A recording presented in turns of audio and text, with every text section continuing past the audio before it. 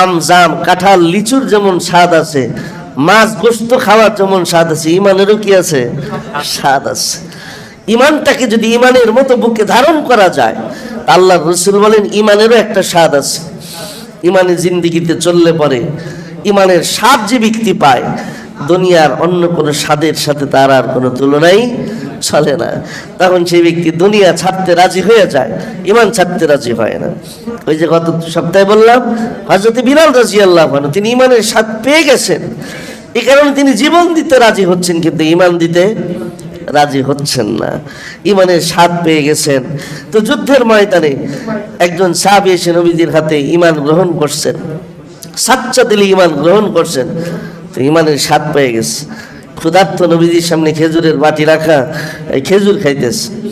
ওই মুহূর্তে উনি জিজ্ঞাসা করি, ইয়া রাসূলুল্লাহ, তাহলে আমার করণীয় কি?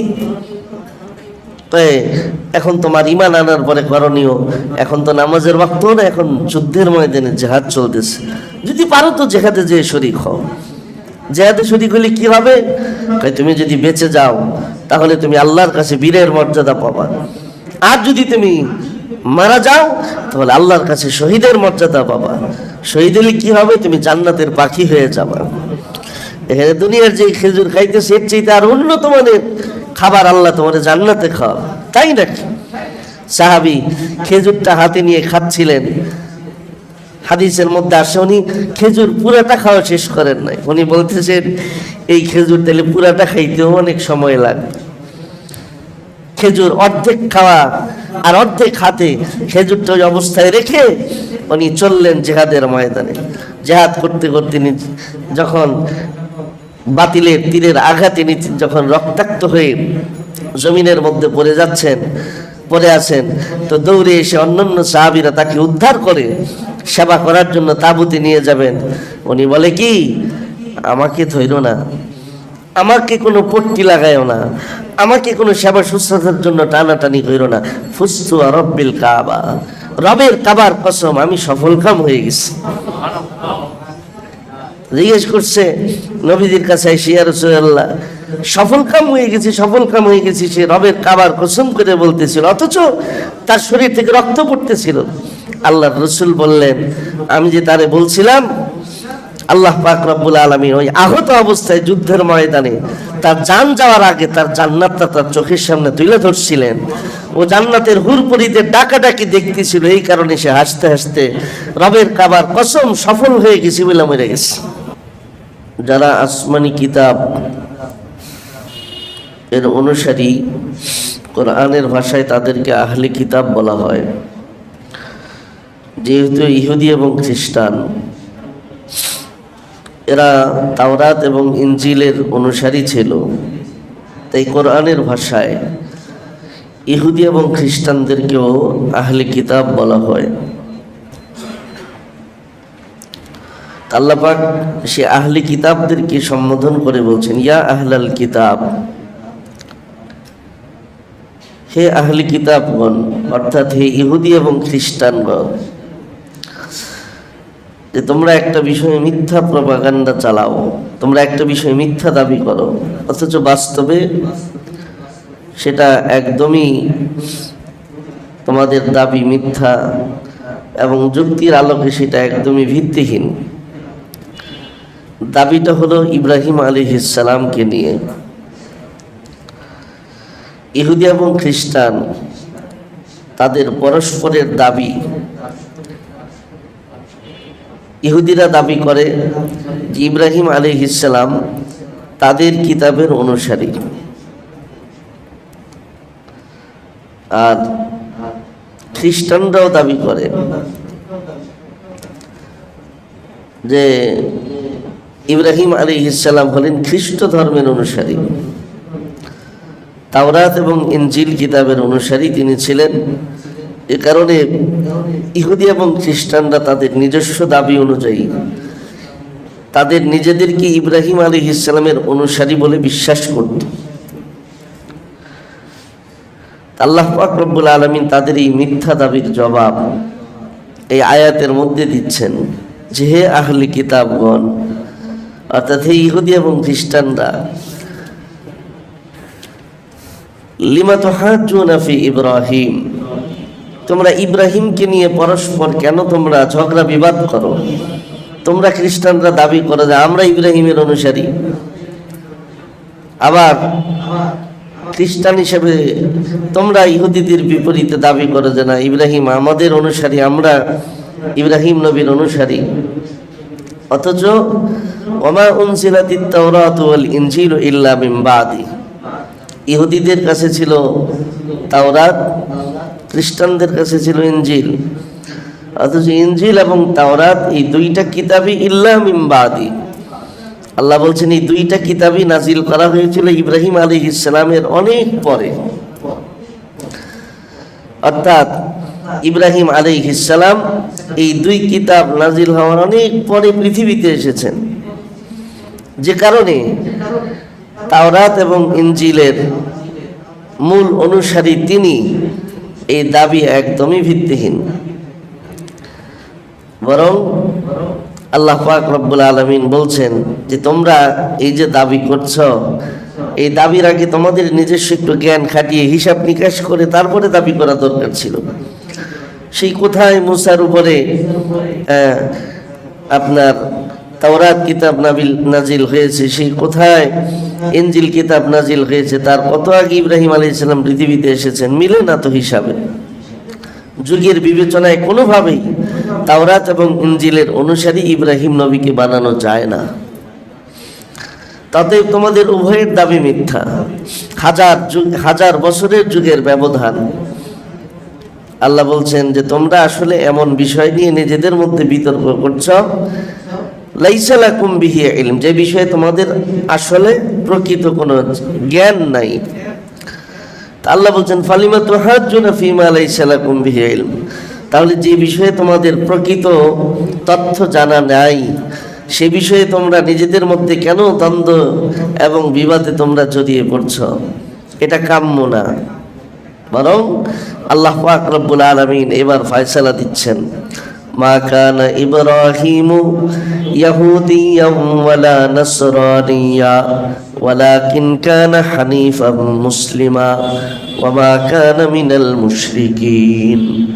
আল্লাহ বলছেন যে আমার ইব্রাহিম পয়গম্বর ইহুদিও না, নাসারাও না, ইহুদি ধর্মেরও অনুসারী না, নাসারা ধর্মেরও অনুসারী না, তাওরাত কিতাবের অনুসারীও না, ইনজিল কিতাবেরও অনুসারী না, বরং ওয়ালাকিন কানা হানিফাম মুসলিমা, তার পরিচয় হলো তিনি হানিফে মুসলিম ছিলেন।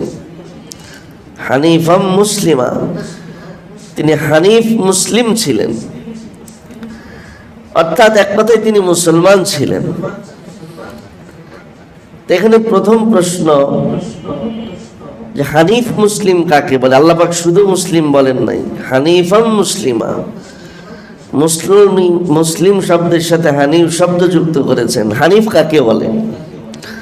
দুই নম্বর, এখানে আমাদের আরেকটা জানার বিষয় যে ইসলাম ধর্ম তো আল্লাহ পাক আমাদের নবীর উপরে দান করেছেন, তাহলে ইব্রাহিম আলাইহিস সালাম আমার নবীর কয়েক হাজার বছর আগে পৃথিবীতে আসছেন, তিনি মুসলিম হইলেন কি করে? তখন তো ইসলাম ধর্ম ছিল না। এই দুইটা পয়েন্টই এই আয়াত থেকে আমাদের বোঝার বিষয়।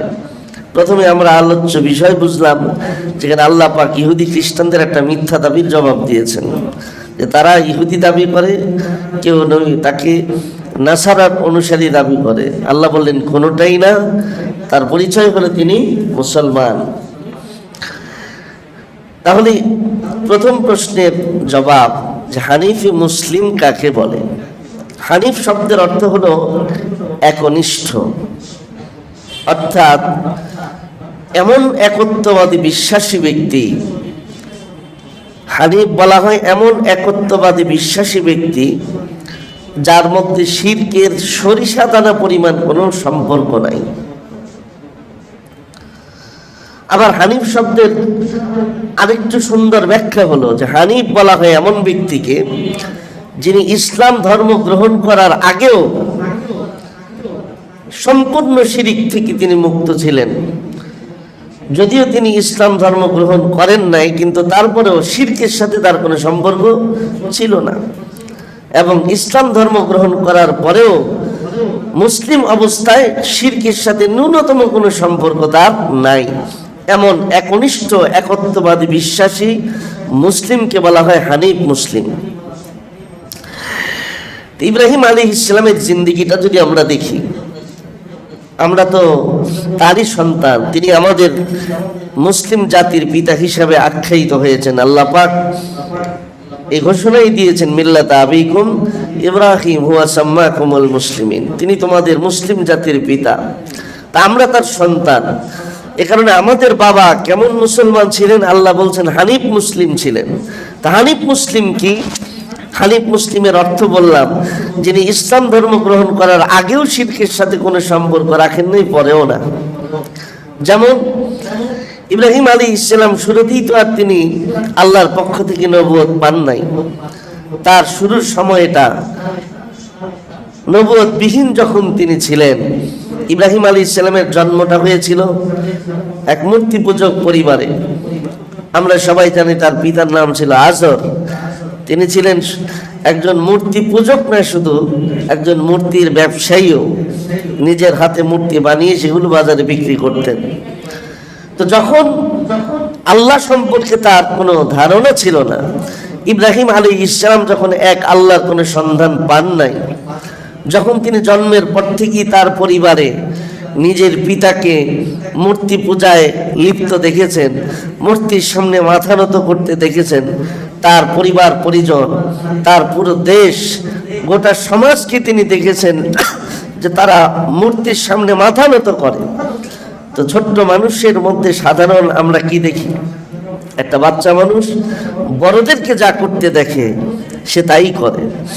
হ্যাঁ, আমরা যদি দেখবেন ঘরের মধ্যে একটা জায়নামাজ বিছিয়ে আমি যদি নামাজ পড়া শুরু করি, তো ছোট্ট বাচ্চা সেও আমার সাথে সাথে সেজদা দেওয়া শুরু করবে। অর্থাৎ বাচ্চারা তারা ছোট্ট বয়সে, প্রাপ্ত বয়স মানে সাধারণ বুঝার বয়স হওয়ার আগ পর্যন্ত বাচ্চারা কিন্তু আকল দিয়ে অনুসরণ করে না, বাচ্চারা চোখ দিয়ে বুঝে। আকলটা তাদের বুঝের কাজ করে না, তাদের বুঝ কাজ করে চোখে। অর্থাৎ চোখে যা দেখে সে সেটাই মনে করে যে এটাই আমার করতে হবে, এটাই ঠিক। ইব্রাহিম আলাইহিস সালামের ক্ষেত্রে ব্যতিক্রম হওয়ার কথা না, কারণ তিনি জন্মের পর থেকেই দেখেছেন যে তার মা, তার বাবা, তার চাচা, তার 14 গোষ্ঠী, তার পুরো পরিবার, তার পুরো সমাজ, পুরো দেশ সবাই মূর্তির সামনে সেজদা করতেছে। তো স্বাভাবিকভাবে বাচ্চা মানুষ, তারও তো এটাই করার কথা। যেহেতু তার বাবাকে তিনি মূর্তির সামনে সেজদা করতে দেখছেন, তো বাচ্চা হিসেবে এটা করার কথা না? আমার বাচ্চা যদি আমার সেজদা দেখা দেখি সেও সেজদা দেয় যায় নামাজের মধ্যে। তো ইব্রাহিম ছোট্ট বাচ্চা, তার বাবাকে দেখতেছেন মূর্তির সামনে সেজদা দিত, তো তারও ওই সেজদা দেওয়ার কথা। কিন্তু আল্লাহ পাক বলছেন না, সে ছিল হানিফ মুসলিম। ওই ছোট্ট বয়সেও, যখন তার বয়স মাত্র 2 বছর, তখন পিতাকে দেখে সে যেমন মূর্তির সামনে মাথা লুটিয়ে দেওয়ার কথা সেটা না করে বরং সে প্রতিবাদ জানানো শুরু করছে। সুবহানাল্লাহ। তিনি প্রতিবাদ জানাচ্ছেন। কি প্রতিবাদ জানাচ্ছেন? বলল, আচ্ছা বাবা, আমার জানতে বড় ইচ্ছে করে যে তুমি নিজের হাতে খোদা বানায়া আবার নিজেই সেটার সামনে সেজদা করে, এটা কেমনে হয়? হওয়ার তো কথা ছিল এটা যে তুমি নিজের হাতে যেটা বানাবা তুমি সেটার কারিগর, সেগুলো তোমার সামনে মাথা নত করবে। কিন্তু হিসাবটা উল্টা হচ্ছে না, তুমি নিজের হাতে যেগুলোকে বানাচ্ছ আবার সেগুলোর সামনে নিজেই মাথা নত করে দিচ্ছ। এটা তো যুক্তির বিপরীত। তার মানে এই যুক্তির বিপরীত কাজ দেখে আমি যদিও ছোট্ট মানুষ, কিন্তু আমার এতটুকু মনে প্রশ্ন যাচ্ছে যে তুমি যাকে সেজদা করছো সে আমাদের আসল খোদা না, উনি আমাদের আসল সৃষ্টিকর্তা না। অতএব তোমরা সবাই সেজদা করলেও আমি এই কাজ করব না। অথচ তিনি বাচ্চা মানুষ, তিনি তখনও নবুয়ত পান নাই, আল্লাহর পক্ষ থেকে কোনো ধর্মের অনুসরণের নির্দেশও তার উপরে আসে নাই। পিতামাতাকে দেখেও তিনি অনুসরণ করার পরিবর্তে প্রতিবাদ করছেন আর বলছেন তোমরা যাকে খোদা মানছো এটা আসলে খোদা না।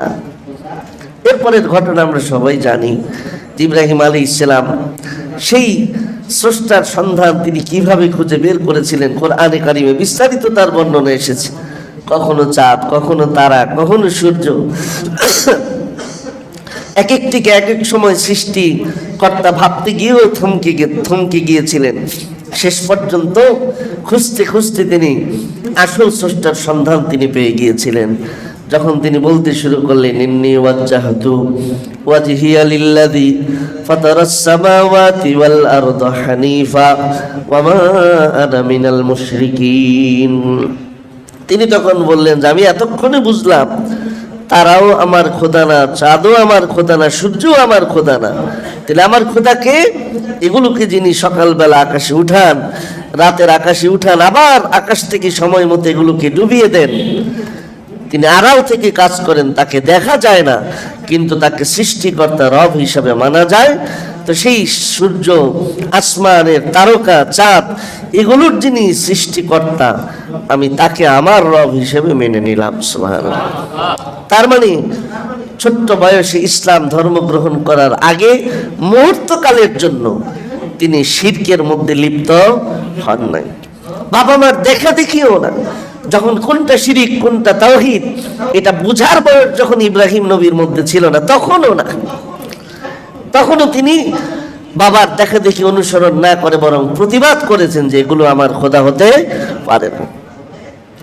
আবার এই তো গেল তার ইসলাম ধর্মের আগের অবস্থা, যে হানিফ কাকে বলে, যিনি ইসলাম ধর্ম গ্রহণ করার আগেও মুহূর্তকালের জন্য কখনো শিরিকের মধ্যে লিপ্ত হন নাই। তা আমরা তার আগের জীবনটাতে দেখতে পাই যে তিনি নবুয়ত পাওয়ার আগ পর্যন্ত বাচ্চা বয়সেও তিনি মুহূর্তকালের জন্য শিরিকের মধ্যে লিপ্ত হন নাই।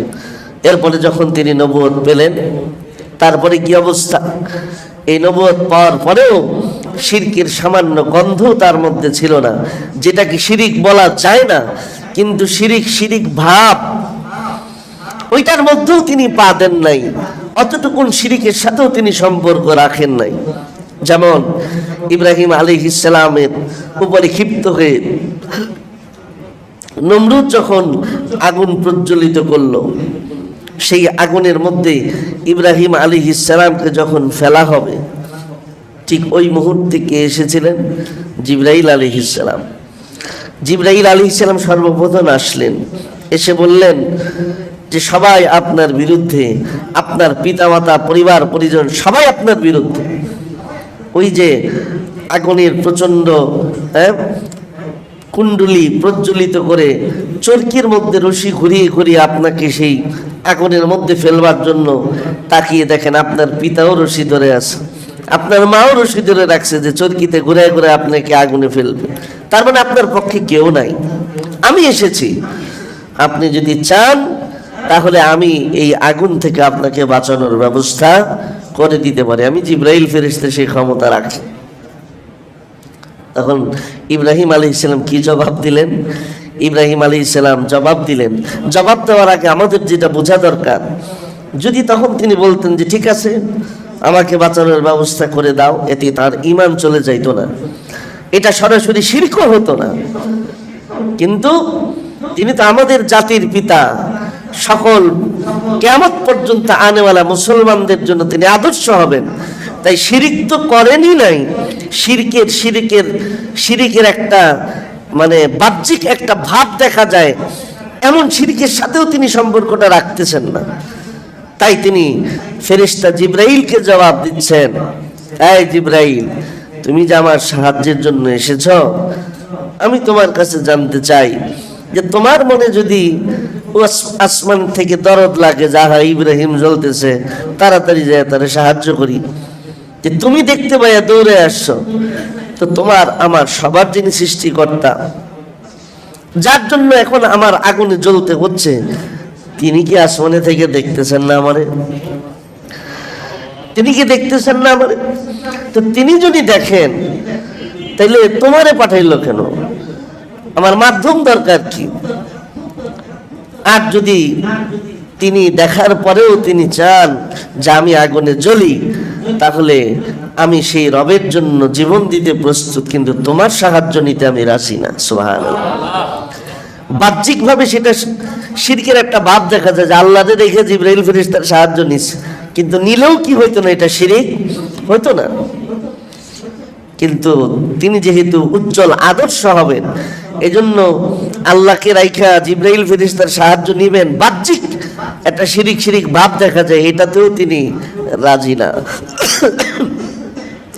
তিনি জিবরাইল আলাইহিস সালামের প্রস্তাবকে তিনি প্রত্যাখ্যান করলেন, আগুনের মধ্যে তিনি ঝাঁপ দিলেন। এরপরে আল্লাহ পাক রব্বুল আলামিন তো তাকে বাঁচাইছেন, আমরা সবাই জানি।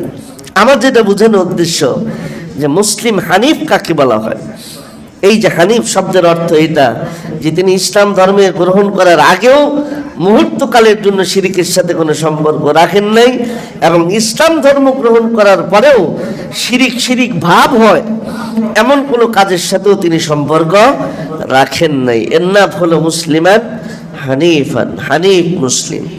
আমার ভাইয়েরা, আমরা সেই ইব্রাহিম আলাইহিস সালামের উত্তরসূরি। আল্লাহ পাক রব্বুল আলামিন আমাদেরকে তার সন্তান বলেছেন। তো বাবার সুসন্তান যদি হতে চায়, কেউ যদি হতে চায়, তাহলে আমাদেরকে শুধু মুসলমান হলে চলবে না, আমাদেরকে হানিফ মুসলিম হতে হবে। অর্থাৎ বিপদে আপদে পেরেশানিতে আমাদের জীবনে যত হালত আসুক, সমস্ত হালতে সিদ্ধান্ত নিতে হবে যে আমি যখন আল্লাহর সামনে নিজেকে সঁপে দিয়েছি, তা আল্লাহর উপরই আমার ভরসা থাকবে। আল্লাহ ছাড়া ভিন্ন কোনো ভরসায় আমি আমার জীবনের এক মুহূর্ত পার করতে আমি চাই না। এই সিদ্ধান্তটা আমাদের নিতে হবে। আমরা যেমন সময়ের ব্যবধানে যখন আমরা বিভিন্ন অবস্থার সম্মুখীন হই, তখন আমাদের ইমানি অবস্থারও পরিবর্তন ঘটে। এটা হলো আমাদের বাস্তব হালত, যে আমাদের ইমানটাকে আমরা এক জায়গায় রাখতে পারি না, আল্লাহর উপরে বিশ্বাসটা আমরা এক জায়গায় রাখতে পারি না। অবস্থার পরিবর্তন ঘটার সাথে সাথে আল্লাহর উপর আমাদের ইমানেরও পরিবর্তন ঘটে, ইমানের কালারও আমরা একরকম ধরে রাখতে পারি না। অথচ হানিফ মুসলিম হলো সে, অবস্থা যাই আসুক, সেটা নিজের পক্ষে আসুক বিপক্ষে আসুক, সেটা নিজের জন্য আনন্দের হোক বেদনার হোক, সেটা আমার জন্য সুখের কারণ হোক অথবা কষ্টের কারণ হোক, ইমানের রং একটাই থাকবে। ইমানের রঙের মধ্যে, বিশ্বাসের রঙের মধ্যে কোনো পরিবর্তন ঘটবে না। আমার ভাইয়েরা, আমরা যেহেতু মানুষ, আমরা যেই দুনিয়ার মধ্যে আছি, এই দুনিয়ার হাকিকত আল্লাহ পাক রব্বুল আলামিন বহু আগে কোরআনে কারিমে বলেই দিয়েছেন যে মানুষ কখনো এক অবস্থায় থাকবে না। মানুষের হালত পরিবর্তনশীল। আজ সুখ আছে তো কালকে দুঃখ, আজকে সুস্থতা আছে তো কালকে অসুস্থতা, আজকে সচ্ছলতা আছে তো কালকে অসচ্ছলতা। অর্থাৎ অবস্থার পরিবর্তন মানুষের মধ্যে ঘটবেই। এটা ১৫০০ বছর আগে কোরআনে আল্লাহর ঘোষণা, ওয়াতিলকাল আইয়ামু নুদাবিলুহা বাইনান নাস। আল্লাহ বলছেন আমি মানুষের মাঝে অবস্থার পরিবর্তন ঘটাই। এক সময় একজন খুব প্রতাপশালী ছিল, আরেকজনের কোনো খোঁজ খবরও ছিল না, কিন্তু সময়ের ব্যবধানে দেখা যায় সেই প্রতাপশালী ব্যক্তির এখন মানে খোঁজ খবর নেওয়ার মতো কেউ নাই। অথচ এক সময় যে কোনো গণনার মধ্যেই ছিল না, সে এখন প্রতাপশালী হচ্ছে না, এরকম। আমরা আজকে দেখলাম খবরের মধ্যে যে সে ভারতের নির্বাচনের মধ্যে এক নায়ক, তামিলনাড়ুর এক নায়ক, নামটা মনে নাই, সে মানে এক সময় রাজনীতির রং সে বুঝতো না, কিন্তু এখন সে মোদির মতো এত বিশাল ব্যক্তিত্বকে হারিয়ে সে এখন বিজয়ের পথে। এই যে বিষয়টা, যে এক সময় রাজনীতির সাথে যার কোনো সম্পৃক্ততাই ছিল না, সে আজকে এখন রাজনীতির মহারাজা হয়ে যাচ্ছে। এটাই আল্লাহ পাক কোরআনে বলেছেন যে ওয়াতিলকাল আইয়ামু নুদাবিলুহা বাইনান। এক অবস্থায় কেউ থাকবে না, পৃথিবী এক অবস্থায় থাকবে না। তো পৃথিবী যখন এক অবস্থায় থাকবে না, আমি আপনিও এক অবস্থায় থাকবো না। আমার অবস্থার পরিবর্তন ঘটবেই, সেটা আমি চাই বা না চাই। আমি যখন আয়নার সামনে দাঁড়াই, তখন আমার নিজের পরিবর্তন আমি দেখি না? দেখি তো। এক সময় দাড়ি ছিল না, তা আজকে দাড়ি হয়েছে। 2 বছর আগেও পাকা চুল পুরা মাথায় খুঁজে পাওয়া যেত না, এখন অনেকগুলো পাকা চুলও খুঁজে পাই। দাড়ির মধ্যে একটা পাকা দাড়িও ছিল না, এখন 2-1টা পাকা দাড়িও পাই। আমি আপনি প্রত্যেকেই তো আয়নার সামনে দাঁড়ালে প্রতিনিয়ত নিজের অনিচ্ছা সত্ত্বেও পরিবর্তন তো পাচ্ছি। তো নিজের পরিবর্তন যখন হচ্ছে, অবস্থার পরিবর্তনও ঘটবে, এক অবস্থায় কেউ থাকবে না। হ্যাঁ, কবি সুখ है कभी दुख है, कभी सुख है कभी दुख है, यही दुनिया की हकीकत है। अभी क्या था अभी क्या हुई, यही दुनिया हकीकत है। অর্থাৎ যে কখনো সুখ কখনো দুঃখ, এটাই হলো দুনিয়ার বাস্তবতা। কোনো ঘর থেকে কান্নার আওয়াজ, আবার কোনো ঘর থেকে হাসির আওয়াজ, এটাই দুনিয়ার নির্মম বাস্তবতা। এক অবস্থায় পৃথিবী যায় না। আমি আপনাদেরকে কখনো বলেছিলাম কিনা জানি না, কিন্তু কখনো কোথাও বলেছি যে আমার বড় বোনের ছেলের, মানে আমার বড় ভাগিনা, তার যেদিন বিয়ে, তো বিয়ের অনুষ্ঠানে যখন মেয়ের বাড়িতে যাচ্ছিলাম, মানে ছেলের সাথে সঙ্গী হয়ে, তো সেখানে যাওয়ার পরে যে দেখি যে যেখানে বিয়ে বাড়ির অনুষ্ঠানটা যেখানে হবে, আমার ভাগিনের বিয়ের অনুষ্ঠান, ঠিক তার 2টা বাড়ি আগেই দেখি যে ওইখানে জানাজার খাট, এলাকার একজন মেম্বার মারা গেছে, সেখানে শত মানুষের জমায়েত। তো প্রথমে মানে যখন বলল, ফোনে কথা হইলো যে একদম কাছাকাছি চলে আসছেন, তাই মনে করছি তাই সেই পড়ছি। গাড়ির থেকে যখন নামবো, তখন যখন দেখি যেখানে জানাজার লাশ দাঁড় করানো, শত শত মানুষ রাস্তায় ভিড় করা, তা আমি একটু চিন্তিত হলাম যে আসলে কি সঠিক জায়গায় আসছি। তারা তো বললো যে হ্যাঁ ঠিক রাস্তায় আছেন। তো ঠিক রাস্তায় থাকলে তো এখানে আনন্দ হওয়ার কথা, এখানে বিয়ের গেট থাকার কথা, এখানে ফুলের ডালা নিয়ে দাঁড়ায় থাকার কথা, কিন্তু আমি দেখতেছি এখানে লাশ, শত শত মানুষ। তাহলে তো আমি রং জায়গায় আসছি। ফোন দিলাম যে কই, এখানে তো জানাজা দেখা যাচ্ছে। হ্যাঁ, এই তার 2 বাড়ি পরেই আমাদের বিয়ের গেট লাগানো, এখানে একজন লোক মারা গেছেন, এলাকার গণ্যমান্য ব্যক্তি, আপনারা এটা পার হয়ে সামনে আসেন। তখন চিত্রটা আমার মনের মধ্যে গেঁথে আছে যে আল্লাহ পাক কোরআনে কারিমে দুনিয়ার বাস্তবতা কিভাবে চোখে আঙ্গুল দিয়ে আমাদেরকে দেখাচ্ছেন। 2টা বাড়ির ব্যবধান, এক বাড়িতে বিয়ের গেটের আনন্দ, আর 2 বাড়ির ব্যবধানে এখানে পৃথিবী থেকে মানুষ বিদায় নিচ্ছে, হাসি আর কান্না। এটাই হলো দুনিয়ার বাস্তবতা। আজকে এখানে আবার যেখানে হাসি হচ্ছে, সেখানে আবার কালকে কান্নার আওয়াজ থাকতে পারে। আমার ভাইয়েরা, এই বাস্তবতায় আমরা চলছি এবং আমাদেরকে চলতেই হবে। হালতের পরিবর্তন আসবেই, কিন্তু যে মুমিন, যে মুসলমান, হালতের কারণে তার ঈমানের রঙে কোনো পরিবর্তন ঘটানো যাবে না। আমরা যখন সুখে থাকি, 2 রকমই আছে। কেউ সুখে থেকে আল্লাহকে ডাকে, বিপদে পড়লে ইবাদত বন্দেগী ভুলে যায়। আবার কেউ আছে সুখে থাকতে আল্লাহর কথা মন থাকে না, যখন বিপদে পড়ে তখন এসে আল্লাহমুখী হয়। হ্যাঁ, ফাইনিন কালাবা আলা ওয়াজহি, আয়াতটা আমি ভুলে গেলাম, যে আল্লাহ পাক নিজেই বলছেন যে এটা একটা নিমক হারামি, এটা প্রকৃত ইমানদারের পরিচয় নেই, এটা নিমক হারাম বেঈমানের পরিচয়। আল্লাহ পাক কোরআনে কারিমে দৃষ্টান্ত দিয়েছেন, উদাহরণ দিয়েছেন যে সমুদ্রের মধ্যে যখন নাকি জাহাজ চলতে থাকে, কত আনন্দে ভিতরের মানুষগুলো মানে মেতে থাকে, কিন্তু যখন প্রচন্ড ঢেউ উঠে, তখন তারা বলে কি, আল্লাহ তুমি ছাড়া বাঁচানোর কেউ নাই, তুমি ছাড়া বাঁচানোর কেউ নাই। কিন্তু যেই আমি দয়া করে নৌকাটাকে, জাহাজটাকে তীর পর্যন্ত নিরাপদে ভিড়াই, তখন নেমেই আমার সাথে বেঈমানি শুরু করে। নাইমাই বলে কি, নাবিকটা বহুত দক্ষ ছিল, জাহাজের নাবিকটা বহুত দক্ষ ছিল, এই কারণে বাইচে গেছি। হ্যাঁ, অথচ সেই জায়গার মধ্যে তারা আজান দিতেছে, কালমা পড়তেছে, দোয়া করতেছে, আল্লাহ বাঁচাও বাঁচাও বলতেছে, অথচ তীরে ভিড়তেই তার বেঈমানি শুরু হয়ে যায়। আল্লাহ পাক বলেন এইরকম রঙের ভিন্নতা, এই ইমানের 2 রকম রং, এটা আমার কাছে পছন্দের মুমিন না। আমার পছন্দের মুমিন সুখে থাকুক, দুঃখে থাকুক, বিপদে থাকুক, আর মানে স্বাভাবিক থাকুক, সর্বাবস্থায় ইমান আর বিশ্বাস তার একরকম থাকবে, এইখানে তার পরিবর্তন ঘটবে না। আমার ভাইয়েরা, তাই এই আয়াত থেকে আমাদের যেটা সবক আর শিক্ষা, যে আমরা ইব্রাহিম আলাইহিস সালামের মতো এরকম সাচ্চা মুসলমান হওয়ার চেষ্টা করি, যে আগুনে পড়ার আগ মুহূর্ত আমার বিশ্বাস, আমার ভরসা থাকবে কার উপরে? আল্লাহর উপরে। আমার চোখে আমি অন্ধকার দেখি, আমার চোখের সামনে আমি বিপদ দেখি, মুক্তির কোনো রাস্তা না দেখি, তারপরেও বিশ্বাস রাখতে হবে আমাকে বাঁচানোর মালিক, আমাকে মুক্তি দেওয়ার মালিক ওই মুহূর্তেও কে? আল্লাহ পাক, পৃথিবীর কোনো মানুষ না। ওইরকম একটা বিশ্বাস নিয়ে যদি কেউ চলতে পারে, তাহলে ইমানের জিন্দেগির মধ্যে একটা মজা আছে আলাদা। قال النبي صلى الله عليه وسلم حلاوة ذاقة عمل الإيمان।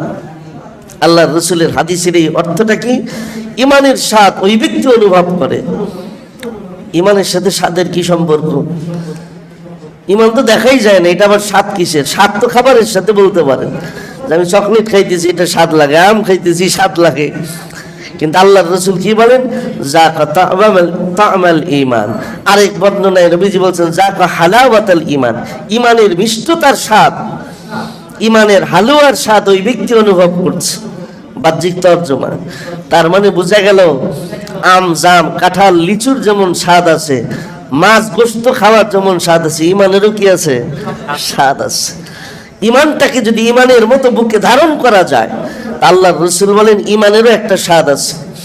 ঈমানের জিন্দেগিতে চললে পরে ঈমানের স্বাদ যে ব্যক্তি পায়, দুনিয়ার অন্য কোনো স্বাদের সাথে তার আর কোনো তুলনাই চলে না। তখন সেই ব্যক্তি দুনিয়া ছাড়তে রাজি হয়ে যায়, ঈমান ছাড়তে রাজি হয় না। ওই যে গত সপ্তাহে বললাম, হযরত বিলাল রাদিয়াল্লাহু আনহু তিনি ঈমানের স্বাদ পেয়ে গেছেন, এই কারণে তিনি জীবন দিতে রাজি হচ্ছেন, কিন্তু ঈমান দিতে রাজি হচ্ছেন না। ঈমানের স্বাদ পেয়ে গেছেন। তো যুদ্ধের ময়দানে একজন সাহাবী এসে নবীজির হাতে ঈমান গ্রহণ করছেন, সাচ্চা দিলে ঈমান গ্রহণ করছেন। তো ঈমানের স্বাদ পেয়ে গেছে, ক্ষুধার্ত নবীজির সামনে খেজুরের বাটি রাখা, এই খেজুর খাইতেছে। ওই মুহূর্তে উনি জিজ্ঞাসা করি, ইয়া রাসূলুল্লাহ, তাহলে আমার করণীয় কি? এখন তোমার ঈমান আনার পরে করণীয়, এখন তো নামাজের ওয়াক্ত না, এখন যুদ্ধের ময়দানে জিহাদ চলতেছে, যদি পারো তো জিহাদে যেয়ে শরীক হও। জিহাদে শরীক হলে কি হবে? তুমি যদি বেঁচে যাও তাহলে তুমি আল্লাহর কাছে বীরের মর্যাদা পাবা, আর যদি তুমি মারা যাও তাহলে আল্লাহর কাছে শহীদের মর্যাদা পাবা। শহীদ হলে কি হবে? তুমি জান্নাতের পাখি হয়ে যাবা। এখানে দুনিয়ার যে খেজুর খাইতেছে এর চাইতে আর উন্নত মানের খাবার আল্লাহ তোমার জান্নাতে খাওয়াবে, তাই নাকি? সাহাবী খেজুরটা হাতে নিয়ে খাচ্ছিলেন, হাদিসের মধ্যে আসে উনি খেজুর পুরাটা খাওয়া শেষ করেন নাই। উনি বলতেছেন এই খেজুর তাহলে পুরাটা খাইতেও অনেক সময় লাগবে। খেজুর অর্ধেক খাওয়া আর অর্ধেক হাতে খেজুরটা ওই অবস্থায় রেখে উনি চললেন জিহাদের ময়দানে। জিহাদ করতে করতে যখন বাতিলের তীরের আঘাতে যখন রক্তাক্ত হয়ে জমিনের মধ্যে পড়ে আছেন, তো দৌড়ে এসে অন্যান্য সাহাবীরা তাকে উদ্ধার করে সেবা করার জন্য তাঁবুতে নিয়ে যাবেন। উনি বলে কি, আমাকে ধইরো না, আমাকে কোনো পট্টি লাগায়ও না, আমাকে কোনো সেবা শুশ্রূষার জন্য টানাটানি কইরো না। ফুস্তু রব্বিল কাবা, রবের কাবার কসম আমি সফলকাম হয়ে গেছি। জিজ্ঞেস করছে নবীজির কাছে, ইয়া রাসূলুল্লাহ, সফলকাম হয়ে গেছি, সে রবের কাবার কসম করে বলতেছিল, অথচ তার শরীর থেকে রক্ত পড়তেছিল। আল্লাহর রাসূল বললেন, আমি যে তারে বলছিলাম, আল্লাহ পাক রব্বুল আলামিন ওই আহত অবস্থায় যুদ্ধের ময়দানে তার জান যাওয়ার আগে তার জান্নাতটা তার চোখের সামনে তুলে ধরছিলেন। ও জান্নাতের হুরপুরীদের ডাকাডাকি দেখতেছিল, এই কারণে সে হাসতে হাসতে রবের কাবার কসম সফল হয়ে গেছি বলে মরে গেছে। আমার ভাইরা, এই যে ঈমানের একটা স্বাদ আছে, ঈমানের স্বাদ যখন কেউ পেয়ে যায় তখন কিসের দারিদ্রতা, কিসের সচ্ছলতা, কিসের জীবন বাঁচে, কোনো কিছুতেই কোনো দ্বিধা আর থাকে না। আমরা আমাদের আখাবিরদের জিন্দেগি বললে পেরেশান হয়ে যাই যে তারা কিভাবে এগুলো করছেন, সম্ভব কিভাবে? ইমাম আবু হানিফা রাহমাতুল্লাহ আলাইহি 40 বছর এশারও যদি তাহাজ্জুদ পড়ছেন, সম্ভব কিভাবে? দারুল দেওবন্দ মাদ্রাসার প্রধান শেখুল হাদিস হযরত মাওলানা ইয়াকুব গানবী রাহমাতুল্লাহ আলাইহি লাগাতার 40 বছর তিনি তাকবীর উলার সাথে নামাজ পড়ছেন, এক ওয়াক্ত নামাজ তাকবীর উলটা ছুটে নাই। সম্ভব কিভাবে? এটা আমার কাছে অন্তত অসম্ভব মনে হয়। কিন্তু আসলে ভাই, আমার কাছে অসম্ভব মনে হয় এই কারণে আমি ঈমানের ওই স্বাদ এখনো পাই নাই। ঈমানের স্বাদ তারা পেয়েছেন, এই কারণে তারা দুনিয়ার সব কিছু বাদ দিয়ে নামাজকে প্রাধান্য দিয়েছেন। এটা তাদের কাছে কোনো বিষয়ই মনে হয় না। এটা তাদের কাছে কোনো সমস্যাই মনে হয় না। এই জন্য ইমানের স্বাদ পেতে চাইলে ইমানকে এক অবস্থায় রাখতে হবে, এক রঙে রাখতে হবে। পরীক্ষা আসবে, হালত আসবে, কিন্তু ইমানের মধ্যে কোনো পরিবর্তন করা যাবে না। আল্লাহর উপর সর্বাবস্থায় একই ধরনের আস্থা, একই ধরনের বিশ্বাস, একই ধরনের ভরসা রেখে যদি চলতে পারি, একসময় ইমানের স্বাদ আল্লাহ তাআলা দান করবেন। আর ইমানের স্বাদ পেয়ে গেলে তখন পৃথিবীর সমস্ত স্বাদ আমার কাছে তুচ্ছ হয়ে যাবে।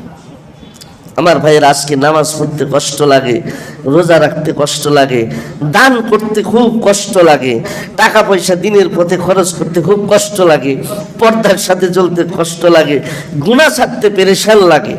এর কারণ একটা, ইমানের আসল স্বাদ এখনো পাই নাই। আমরা এখনো নারিকেলের শোভা চাবাইতেছি, ভিতরে নারিকেলের আসল স্বাদ এখনো পাই নাই। যেদিন পেয়ে যাব, তো দুনিয়ার আল্লাহর জন্য সব কিছু ছাড়তে আমাদের কোনো দ্বিধা থাকবে না।